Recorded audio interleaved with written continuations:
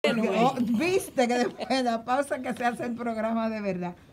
Señores, pero yo también quisiera tocar otro tema con Virginia. Nosotros hemos analizado aquí muchísimo de que a través de la pandemia la gente se ha vuelto como más violento. Sí. La gente tiene menos capacidad de soporte y de resistencia. Y el mismo caso de ese señor de Bani es una demostración. Quizá en otro tiempo él hubiese cogido suave, pero ven acá, mi hija. Eso. O sea, la gente está más violenta, Virginia.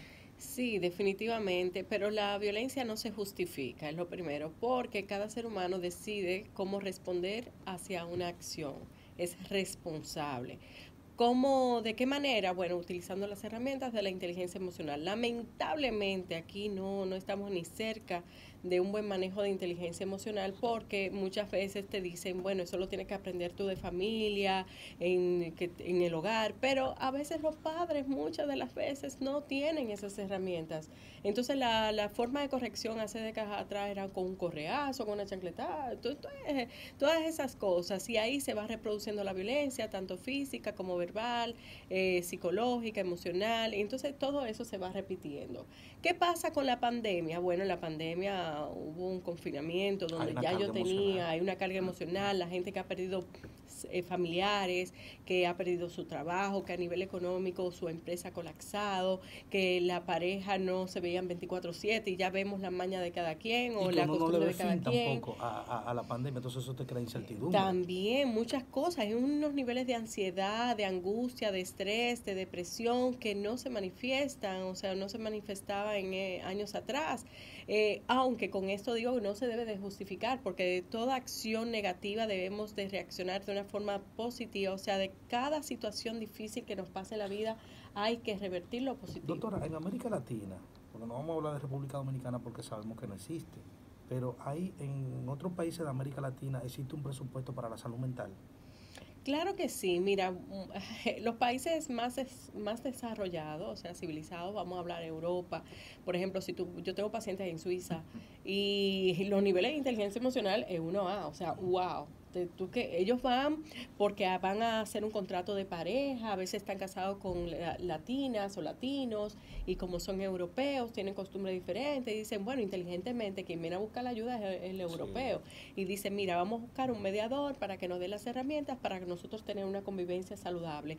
Y cuando uno entrevista uno del otro, y no quiero minimizar los latinos, pero lamentablemente hay que decirlo, no tenemos un manejo. ¿Por qué? Porque las escuelas, que yo digo que es la base en ese sentido, porque en la familia hay un porcentaje muy mínimo que lo posee, pero muy mínimo, yo digo que sería una materia, una formación donde vamos desarrollando la nueva generación, puedan tener por lo menos algunas herramientas y vamos disminuyendo lo que es el sentido de la violencia.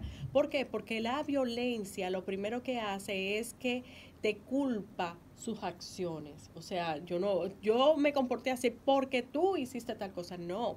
Como dice Stephen Covey, que es un gran escritor que habla de la inteligencia emocional, hay un 90% de las cosas que te ocurren que es tu responsabilidad y hay un 10% que se te escapa de las manos. Por ejemplo, que pase algo, o sea, que la pandemia esté, ese es el 10% de las cosas que yo no puedo controlar. Que cómo eso me va a afectar a mí, yo tengo el 90%. Entonces yo decido si hundirme con la pandemia o tomar las precauciones debidas y aprender de todo esto, aprender a valorar a la familia, aprender a valorar la vida, aprender a valorar la libertad y así sucesivamente. Yo recuerdo, permíteme preguntarle esto a Virginia. Observaba ayer a mi hija mayor con su hijo y él movió algo o ella pensó que lo había movido y no había sido él y ella fue y le pidió disculpas y yo, bueno, ella me dijo, es que mi educación para mi hijo es una educación con respeto. Cuando yo lo acuso de algo que no ha sido él, yo le pido perdón porque no fue él. Me dijo, los tiempos han cambiado mucho y yo no quiero educar a mis hijos porque sí o porque no. Yo recuerdo que cuando yo no quería comer algo, tú decías, te lo tienes que comer obligado porque yo digo. Yo ahora, cuando mi hijo no se quiere comer algo, yo le pregunto si le desagrada el sabor Si él siente que eso no le cae bien, entonces yo le pregunto qué cosa él entiende que le va bien a su paladar. O cuando eduquemos con respeto, vamos a tener una sociedad menos agresiva, más personas respetuosas y menos seres humanos frustrados. Y yo me pasé toda la tarde y la noche analizando, y ciertamente que entendí que en la forma de educarnos y en la forma en la que fuimos educados radica el 99% de la agresividad que como adultos nosotros expresamos.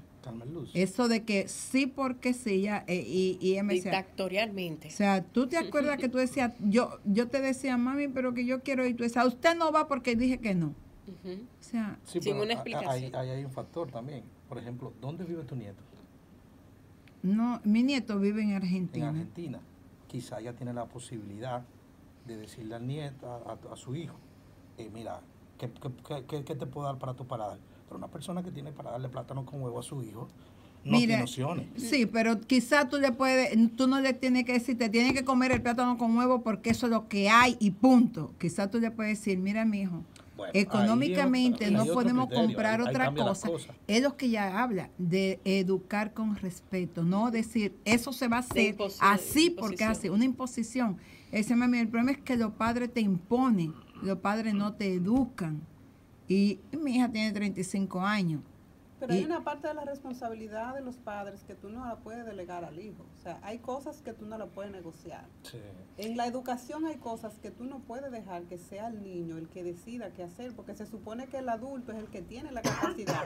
Lo que yo sí entiendo es que debe hacerse sí con respeto y debe ser con conciencia. Las cosas no pueden ser impuestas sobre la base del maltrato. A eso me refiero y a eso se refiere ella. O sea, tú tienes que crearlo. Y yo me doy cuenta porque el niño, cuando tú le explicas la cosa, él responde inmediatamente. Cuando, por ejemplo, él le va a agarrar el rabito al perro y ella le dice, eso no se hace.